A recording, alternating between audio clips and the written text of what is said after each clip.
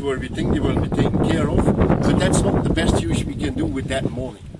So we have come up with a concept in which we marry friendly neighbors, poverty reduction, and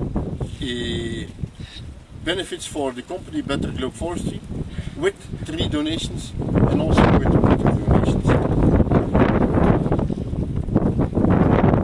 Let me start by explaining the concept of outgrowers. This is a concept which is used in very many areas of agriculture in Africa. In Kenya you have outgrowers for sugar, you have outgrowers for French beans, outgrowers for even flowers. So we want to have outgrowers for trees, which exists in South Africa, which exists in the Philippines, which exists in many countries. Our conditions, of course, are complicated by the fact that we work in drylands. So we have been in contact with the people, the parents of the kids here of this school. This is Fit. Fit is with our contact person also here. She is organizing these parents in different committees. And we want to give some packages of tree planting to the local farmers. These packages consist of planting mukau, but they cannot plant mukau like that. They need assistance. So what do we do? I've put a price on a package of planting 1 hectare of mukau, which includes the planting and taking care of during a number of years until they are ready for harvesting. And then we as a company have the first priority for buying these trees, which will then go to our sawmill, which we establish some tens of kilometers from here in Susoma. So we need to put a nursery here for mukau. This nursery needs water and there is no water. So our tree donation package goes together with water donation. We will put a borehole here. The borehole will be used for nursery use and will also be used for human consumption and livestock consumption. Right now, apart from this water which we give to the school, the neighbors, I was looking around, there is a big rock here in the neighborhood which is called Ngomeni rock. This rock is 15 kilometers from here, 15. Every day, the parents of these kids go with a couple of donkeys to the rock. That is 15 kilometers, that is 3 hours walking. They get the water and they come back. That is 7 hours for 2 donkeys that each are loaded with 4 jerrycans of water.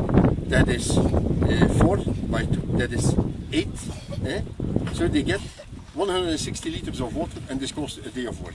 This water is finished in a couple of days. And this is mostly work of the women. The men don't do this, and even the men, they're not here, because the men, they've gone away. The men, they've gone to the big towns to get a job, because there is nothing here. One of the few things you can do in this climate is growing trees. So we have the trees in the nursery. And then these trees, we're going to have an extension agent here that contacts the different parents in the associations that Fate is managing. And then, say, to give a simple case, each parent plants 1 hectare of trees.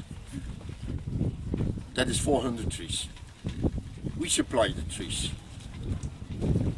But this package is both part donation, part microcredit, and part own contribution. So we divide the total amount that 1 hectare of trees is worth into 3. The loan then is part of our microcredit component. We have an agreement with the Kirep Development Agency, which is a major Kenyan microcredit institute that has a big experience in these poor and dry areas. They have developed already over 15 years a concept of village banks. There is a village bank 60 kilometers away from here in a place called Nu. So they know this environment. They know the buying capacity and the financial capacity of these people here. And it's a village bank that survives, which is not easy. This village bank will be established in the neighborhood here. It has already been decided. They have already done a study on that. And then people will become shareholders in this village bank. They will be able to take loans, but they will have also an obligation to save part of the money with the village bank. As all microcredit institutions, it works through peer pressure. You're part of a group and you're approached by an agent of the bank as a group member. You're not being approached on an individual case. Again, unless you go to the bank and you want to do this yourself, but then already your financial status will be stronger than the average individual. And it is through group pressure that people will pay back. That is in essence the principle of microcredit as it has been established by UNIN in Bangladesh already 25-30 years ago. So that means people will get access to loans, but they will not get these loans from Vandenabeele Forestry. We, on the contrary, will give money to the Care Development Agency to put this bank in Nu. That's an amount of money that will take care of infrastructure, that will take care of initial banking capital, that will take care of salaries during at least a year of the staff, until this village bank can live on its own, because it's supposed to be commercial, it's not charity. So they want to make a profit, and this is possible even in these dry areas, but it's not easy. They have for the moment something like 80 village banks all over Kenya, and they have had the rate of failure as well, but it's the best that exists. And this is the institution we will be cooperating with. So there, you get a component of microcredit, you get a component of water donation, because also this water donation follows a similar path. We will not continue to give water free to people like that. This is not sustainable. What we will do, we will invest in infrastructure and train people so that they can manage this water and sell it to themselves. So that they get money and they make a profit for reinvesting in their infrastructure and maintaining it and running it. Otherwise, again, it's not sustainable.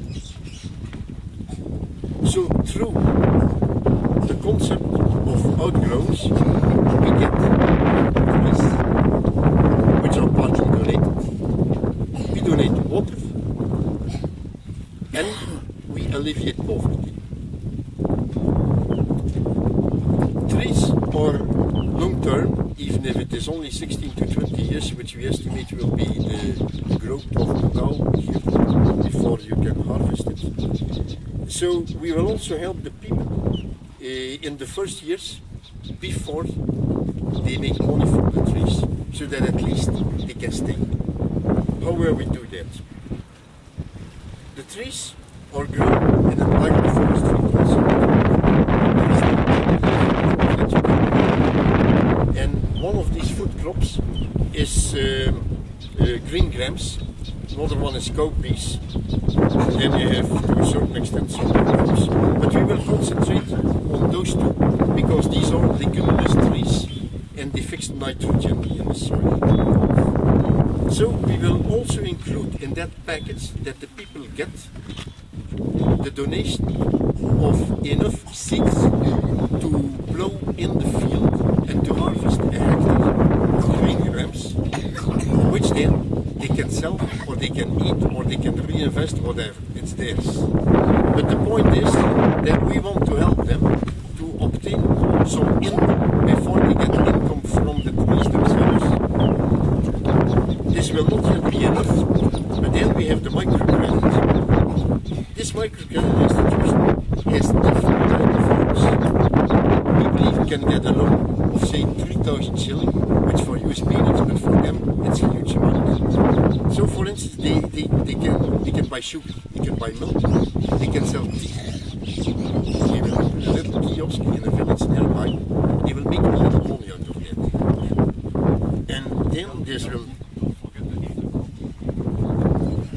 yes. And so then they will have money from different sources, partly provided by us, partly provided by the credit they can get, so that they have some little money to survive in better circumstances until the first thinning of Mukau, which we put at 8 years, which some more money comes in. So that is in a simple way how our concept will work for outgrowers, which then we can replicate all along the buffer zones of our sites, even in Kiambere and in Nyangora, with the necessary modifications according to the place where we work. There was something else that I'm forgetting.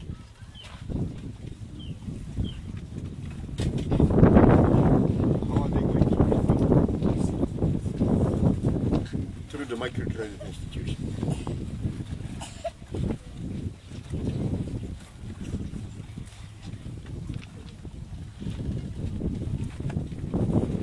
Yeah, it is an all-out preparation scheme. We can't show anything. Sorry. We have done, firstly, surveys of water is hard to get here. So the idea is to put a borehole. And you must be very careful because there is techniques of knowing whether there is water underneath. And these techniques are used by consultants that we are paying. And we have gotten a first report, but we were not satisfied with the results of that first report. So then we contracted a second consultant, which is now underway to make his report. Because you understand, putting a borehole in the wrong place, it's 1 million shilling down the drain. You don't have water, so you have to go all over again. So it's better to pay another amount, over 100,000 shilling for another consultant who will confirm on what the first one has said. That's something we have done. We have in fact also already started with purchase of equipment for the infrastructure. We have already a tank which will be put here. And people are organized, they know what we have in mind, they know what they have to do, what their part is. They have the land, we have been visiting farms and we have been talking to people. Fortunately, they know Mukau very well. Mukau for them is a tree that is a cash crop, and we don't do anything new here, we only put it in a different framework, so we have a head start there. That is our social concept, and that's how we are working in tree donations, in water donations, combined with the tree growing for the company. That's it. Thank you.